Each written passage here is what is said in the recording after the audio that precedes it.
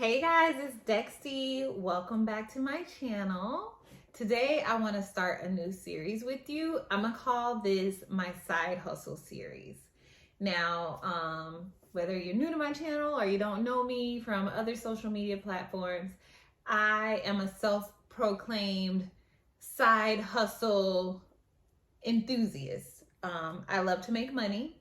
I love to find new ways to make money outside of my 9 to 5. My eventual goal in life is to basically be my own boss. I'm not 100% sure what avenue I want to take with that and how I want to do that. And that's why I am so passionate about trying new things when it comes to making money. So if it's a side hustle, I've probably tried it. And so that's why in my new series, I want to talk about different side hustles that I've tried and my experience with them. I'm going to be rating the side hustles on 3 different things. I'm going to talk about the money that I made. I'm going to be fully transparent and break down whether or not I made money or lost money. Break it down as thoroughly as I possibly can. I'm going to rate it on whether or not it was passive, especially for those of us who still are in the regular 9 to 5.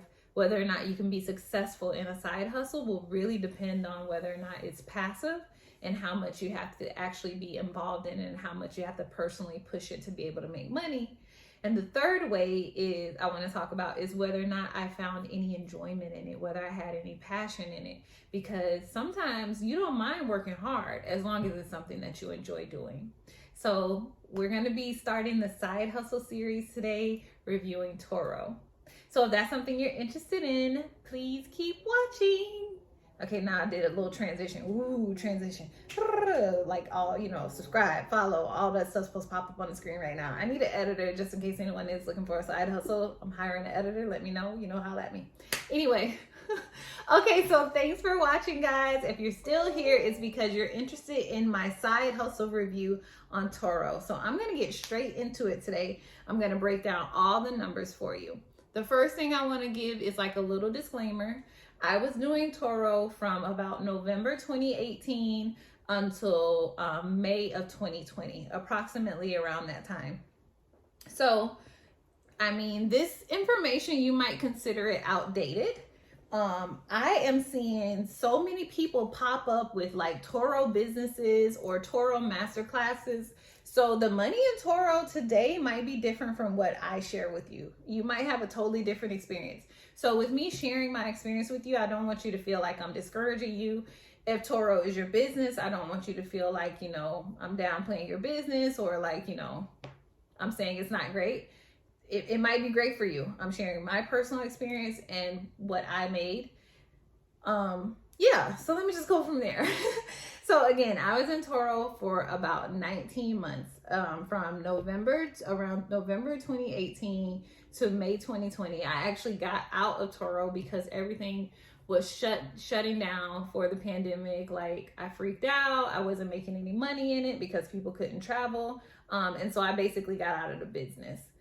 So let's go ahead and get into it because I know what y'all are really here for. I know the most interesting part, what you really want to know. You want to know the numbers, right? You want to know about that cheddar. You want to know if I made any cheese. And I'm going to share that with you. I am going to be looking down at a paper. I took a bunch of notes. I got a lot of information to share with you guys today. So don't mind me if you see me looking down every now and then. So let's get into it. Let's build the tea. How much did I make in Turo?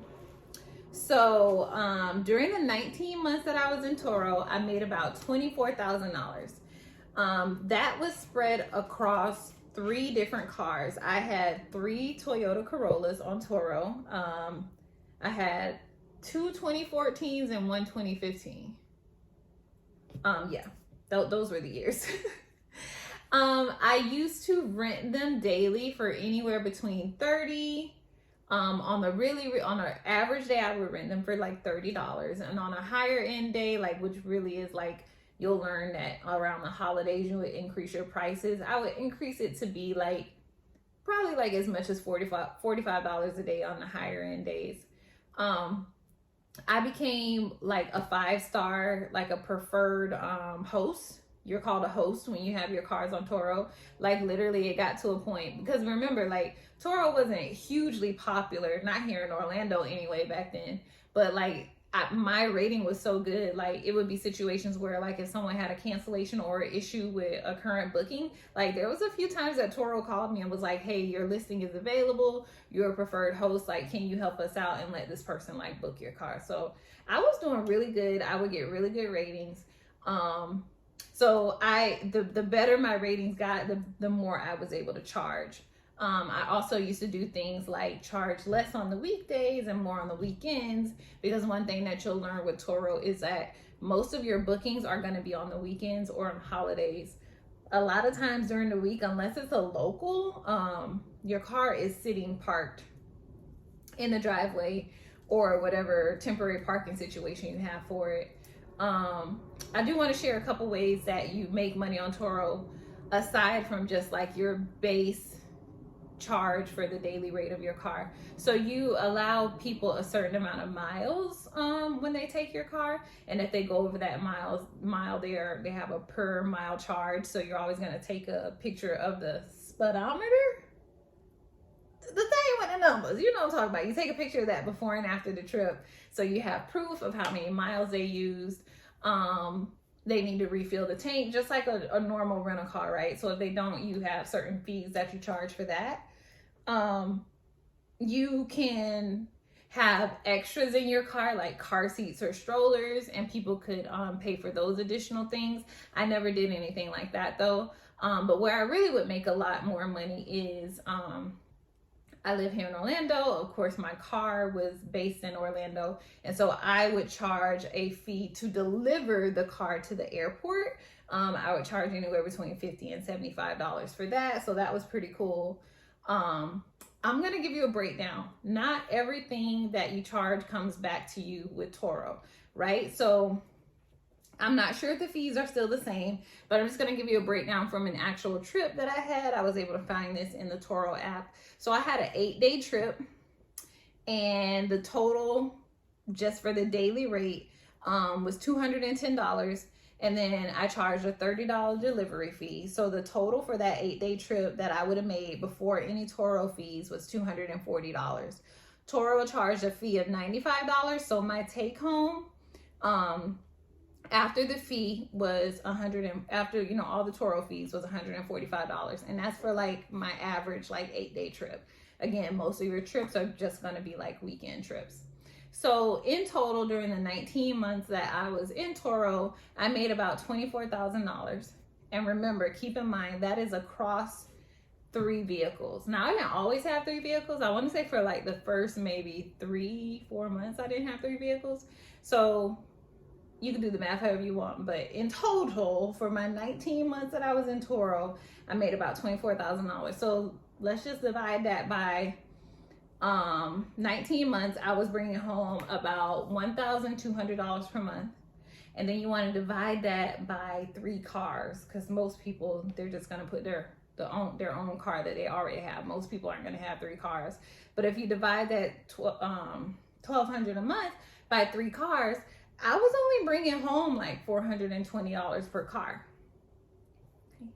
Keep in mind, you still have to pay your car insurance out of that $420. I still had to pay my car insurance, and then I also had to pay for any maintenance or repairs.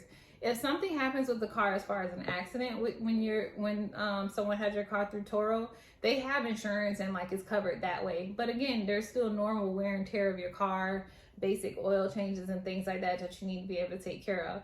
So for me, from the money aspect of things, Turo didn't end up being worth it, because if I'm only bringing home $420 per month per car, after I'm covering my car insurance and stuff, it's just not worth it, the amount of money that I'm bringing home.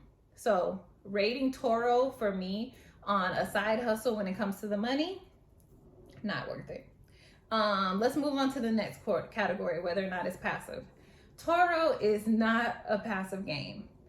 You have the option to leave your car parked somewhere and let people pick it up for you. If you do that, it is a lot more passive. But keep in mind, every time the car is used, you have to service it afterwards. So you can have a certain set of rules that they need to return the car as you gave it to them, and they need to get the car cleaned. But regardless, when someone returns that car, you need to service it where you check it out, do a quick one through to make sure that there's nothing wrong with it. You go take it to the car wash, you check the tires for air, like you do all that. So you do have to service your car after you get it back every time. You don't have to do a full oil change, but you need to check it out, right? Make sure it's all good. Most people are going to need you to deliver the car to them. If you're not offering an option to deliver the car, you're going to lose out on a lot of bookings. That's also a way to increase the amount of money that you're making. So it's not passive from the fact of you're going to have to deliver that car to people. I got lazy and I was letting people pick up the car in my driveway. And one time I rented my car to a local and they came back and they stole the car. They broke the window and they stole the car. I also tried just parking it in like a Publix parking lot that wasn't that close, like was kind of close to the airport, to get people to pick it up that way. And then I ended up getting like threats to get it towed because I couldn't leave my car parked there. Like I used to have a little lockbox. I would put the key in, they would put the code in and get the key. It was like super convenient, but I actually wasn't allowed to park there. So my car almost got towed. So Turo is very time consuming. You're gonna have to deliver the car. Even if you're not delivering the car, you're gonna have to service the car between bookings. So for me, it just wasn't passive enough. I wasn't making enough money to have to put so much effort into it to make it a viable solution for me as a side hustle.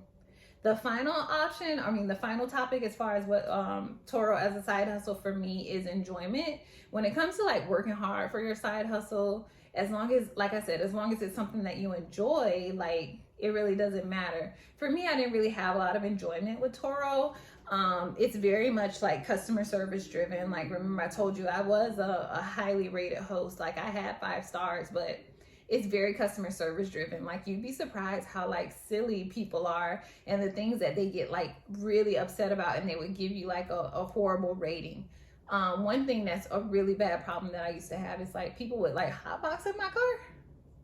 I don't know what it is about my little Toyota Corolla, but they would hotbox. I would be like, no smoking, they would hotbox. And like people would complain about the smell if someone got it afterwards, because it's hard to get that smell out. One lady like couldn't turn on the AC, was like texting me through the app swearing that the AC was broken, like gave me a bad rating for that. I got the car back from her when there was nothing wrong with the AC. She just didn't know how to, she just didn't know how to turn it on or something. I don't know if maybe she was lying to try to get a credit. I don't know what the deal was, but between the fact that I had to like plan my weekends around my trips, my hosting trips, and the fact that you constantly have to service the car, there's the customer service aspect of it, it just wasn't enjoyable for me. It wasn't something that I wanted to keep up.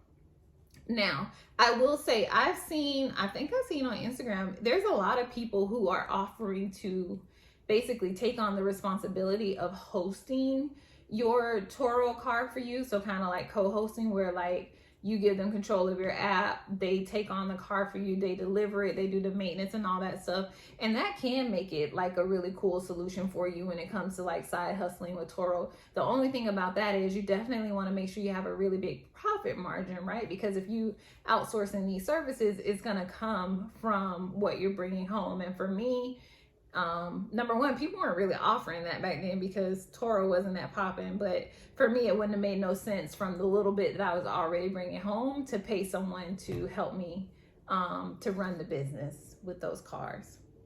So, okay, part of the series, should I like rate them like 1 out of 5 for side hustles? If we were rating, I would have to give Turo a 2. Because I wasn't making enough money, it wasn't passive, and I did not enjoy it. Yeah. Again, Turo might be popping for you.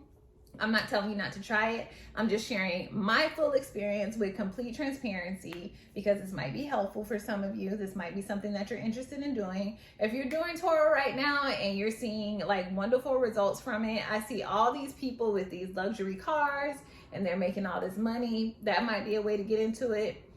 Yeah, it just didn't work out for me. So I think that's it. How am I gonna close this? Yeah, so thank you guys for watching my review on my side hustle Turo. I'll see you guys next week in the next video for our side hustle series.